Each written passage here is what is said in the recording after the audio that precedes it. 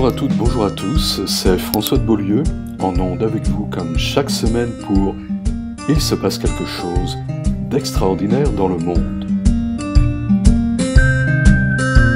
Je vous propose de voyager aujourd'hui et de nous rendre au Sénégal où une nouvelle génération de Sénégalais se mobilise pour l'émergence d'un monde nouveau, pour la lutte contre le changement climatique, entre autres. Un changement climatique qui affecte durement leur pays, comme bien des pays africains du reste, et pourtant des pays peu responsables des émissions de gaz à effet de serre, comme nous allons l'entendre dans quelques instants. Mais là-bas, le débat est plus large encore. Cette nouvelle génération se pose une question de fond, à savoir, dans quelle société veulent-ils vivre demain ? Doivent-ils renoncer à leur identité pour suivre l'exemple des sociétés qui ont cru au progrès et à la croissance comme des vecteurs de bonheur et qui sont aujourd'hui en crise politique, économique, sociale, en crise de valeurs ? Je vous propose d'en apprendre plus avec Mariama Diallo. C'est une jeune Sénégalaise, elle est engagée dans la construction du Sénégal de demain. J'ai pu la rejoindre à l'occasion du camp Climat 2017 qu'elle organise avec d'autres ces jours-ci et qui s'intitule Bamboung 2017. Écoutons-la. Mariama, bonjour.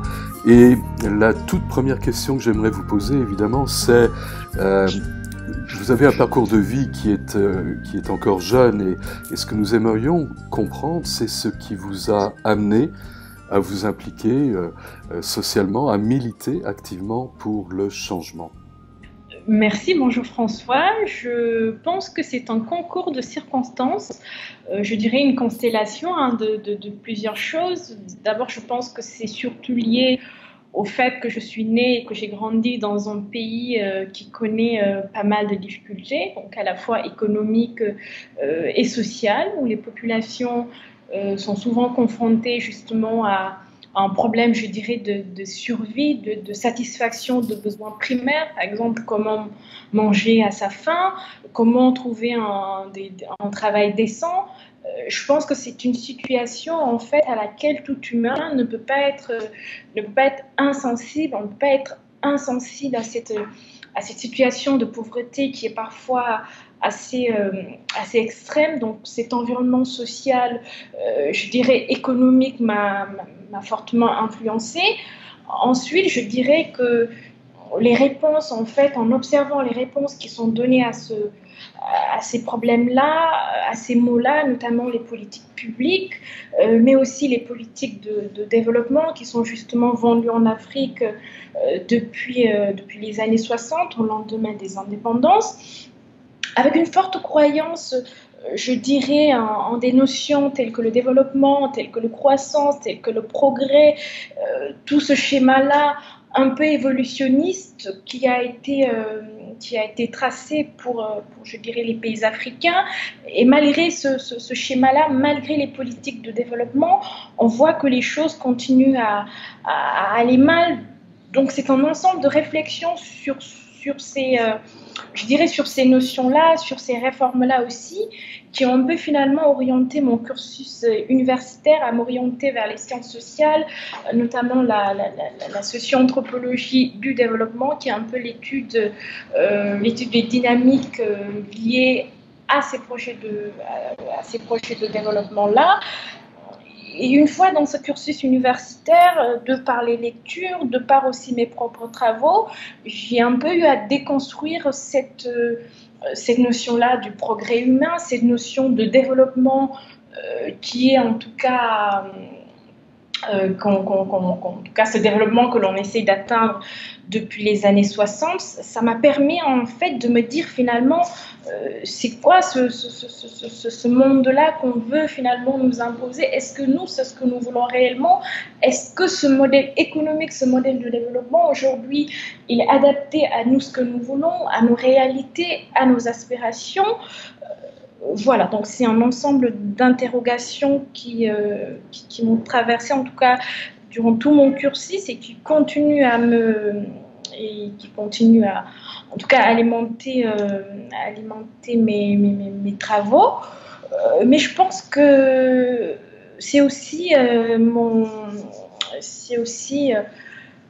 je dirais, mon implication dans d'autres mouvements, en tout cas en découvrant des idées altermondialistes, en découvrant également le mouvement de la décroissance, de mouvements que j'ai eu à côtoyer, en tout cas quand j'ai commencé mes études universitaires. Mais je pense que le véritable déclic, en fait, a été quand j'ai côtoyé davantage les communautés sénégalaises du littoral, hein, toujours dans le cadre de mon cursus universitaire. Là, j'ai découvert en fait des communautés qui sont confrontées à un certain nombre de problèmes à la fois économiques, écologiques et sociaux aussi. Mais je me suis rendu compte que ces communautés-là, malgré ces problèmes, malgré ces difficultés, faisaient preuve d'une capacité d'adaptation qui pour moi était tout simplement extraordinaire, portait un changement de vie et de société.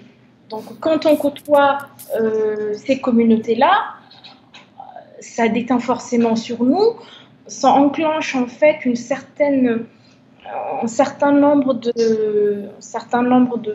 d'interrogations sur notre mode de vie, sur notre rapport à la société, au bien commun, mais aussi sur c'est quoi le bien-être finalement, c'est quoi le bien-vivre, parce que ces sociétés-là, certes, elles n'ont pas tout le confort matériel que peut avoir d'autres, mais c'est des sociétés où il y a la joie de vivre, où il y a l'entraide, le partage, la solidarité, et je me suis dit, est-ce que finalement, ces pratiques-là, est-ce que ça ne nous ressemble pas plus que ce que nous, en tout cas ce qu'on nous fait croire depuis des années. Donc ce que j'ai conclu finalement en m'approchant de ces communautés-là, de par aussi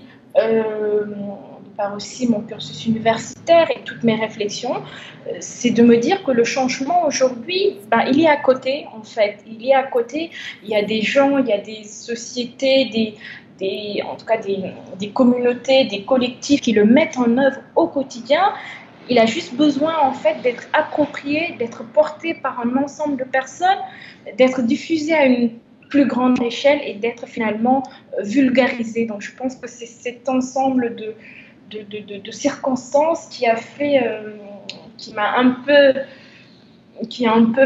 peu poussée, je dirais, à l'engagement, et j'en suis très très contente aujourd'hui. Je suis très contente de pouvoir me battre pour ce changement de société-là en lequel je crois et en lequel aussi croient aujourd'hui des millions de Sénégalais et d'Africains.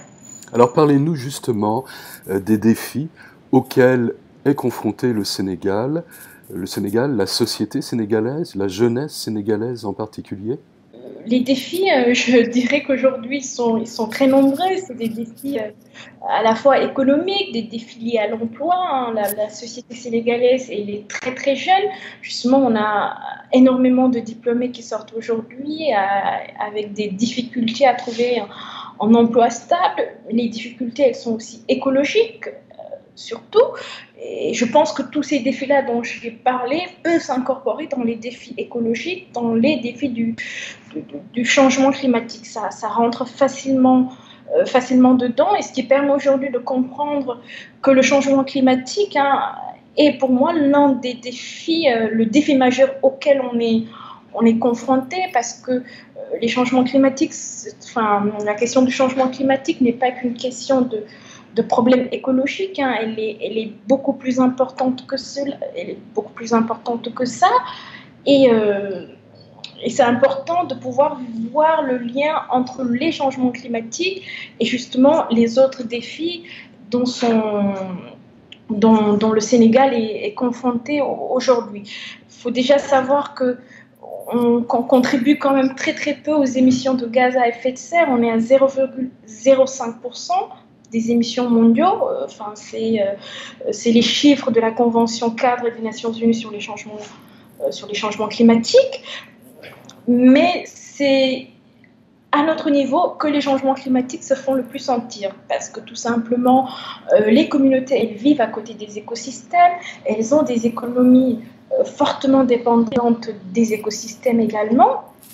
De ce fait, les changements climatiques aujourd'hui sont très liés aux défis économiques. Je prends justement le domaine de l'agriculture, qui aujourd'hui connaît d'importants d'importantes difficultés. Il y a la perturbation des cycles pluviométriques. On a soit une baisse des pluies, soit on a une perturbation qui fait qu'on a une quantité importante de pluie, mais qui ne vient pas à l'heure voulue. Également, un problème les terres aujourd'hui deviennent de plus en plus salées. On a des variétés de cultures qui ne s'adaptent pas forcément à ces changements-là, ce qui fait que finalement, le domaine agricole, qui pourtant est au cœur de l'économie sénégalaise, connaît d'importantes difficultés. On a une baisse des rendements. Les agriculteurs qui jadis arrivaient à vivre de leur récolte ne peuvent plus le faire. Pareil aussi pour la pêche. On a une baisse considérable des stocks de poissons avec l'acidification des océans. Les pêcheurs ne peuvent plus subvenir à leurs besoins comme avant. S'ajoute aussi que ces pêcheurs-là vivent souvent à côté de la mer, et avec l'avancée de la mer, vous avez énormément de pêcheurs qui perdent leur maison. C'est pas des blagues, malheureusement. Je vous donne justement l'exemple d'une ville emblématique, Saint-Louis, où il y a quelques semaines, à cause de l'avancée de la mer, énormément de pêcheurs ont perdu leur maison, ont été obligés d'être relogés dans des écoles, dans des dortoirs avec des conditions sanitaires très minimes. Donc aujourd'hui, toutes ces populations-là qui sont confrontées à ces problèmes économiques-là, malheureusement, elles ne pensent qu'à prendre les pirogues pour aller rejoindre l'Europe. Et ça, donc on voit le lien justement qu'il y a entre cette immigration-là, les problèmes économiques et les changements climatiques. On ne peut plus se voiler à mon avis, on ne peut plus se voiler la face. Il faut revenir au point de départ, qui est justement de lutter contre ces changements climatiques-là. On a aujourd'hui une forte migration, notamment des hommes, ce qui engendre aussi derrière une explosion de familles monoparentales, notamment avec des femmes. Donc ces hommes-là, ils vont pour l'instant vers les centres urbains africains, mais on sait que dans quelques années, ce sera dans d'autres pays. On a déjà les chiffres de l'ONU qui estiment à 250 millions de réfugiés climatiques en 2050. C'est plus que les réfugiés de guerre, et ça fait froid dans le dos, je dirais. Voilà.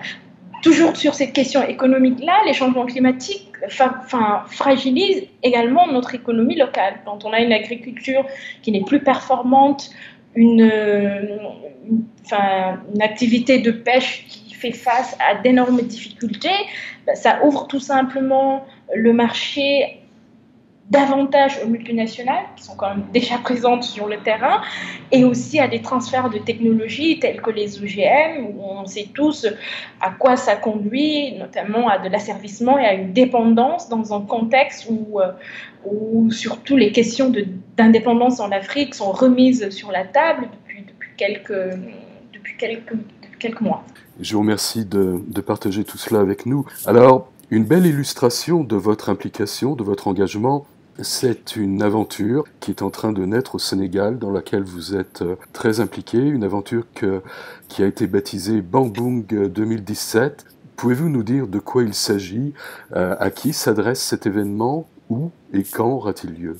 Oui, bien entendu. Alors, c'est une activité qui est co-organisée par deux mouvements citoyens sénégalais. Donc, le premier, c'est Alternativa Dakar, qui est un mouvement citoyen populaire qui milite justement pour la lutte active contre les changements climatiques, notamment en valorisant les alternatives qui existent, dont je fais partie, et un autre mouvement, donc les éclaireuses du Sénégal, avec une très grande expérience en termes de protection de la nature au Sénégal. Alors, il faut dire que l'idée d'organiser cet événement-là vient d'un constat, parce que l'année dernière, en octobre 2016, on avait organisé ce qu'on appelle, donc Alternativa avait organisé un village des alternatives au changement climatique, donc dans le but justement de montrer toutes ces alternatives au changement climatique qui existent au grand public.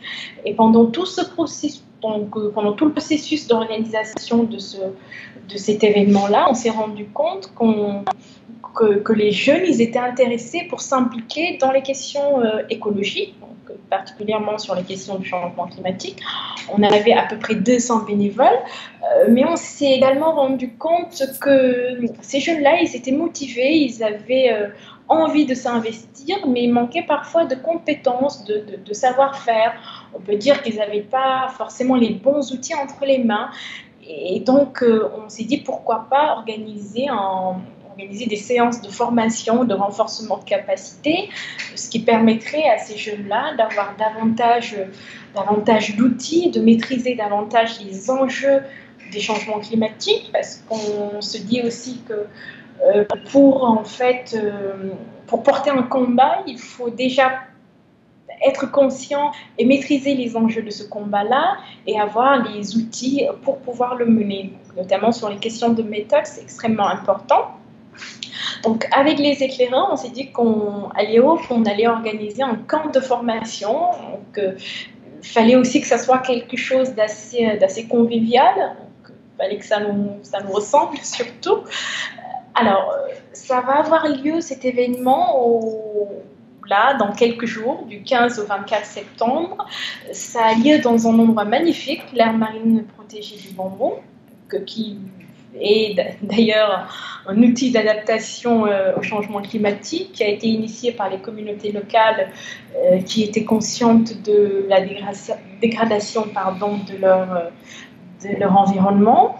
Donc c'est un outil d'adaptation au changement climatique et la zone même est un terreau fertile de pratiques d'adaptation. Depuis des décennies, ces communautés-là mettent en œuvre des pratiques d'adaptation. De ce fait, l'événement que nous organisons, le camp climat Bambon 2017, il y aura en fait 3 temps. Il y a un temps de formation où les gens vont vraiment être initiés, en tout cas, vont pouvoir renforcer leurs compétences et leurs capacités sur des thématiques comme la communication, les méthodes de fonctionnement, les méthodes d'animation, bien entendu, et les changements climatiques, vu que c'est ça notre porte d'entrée.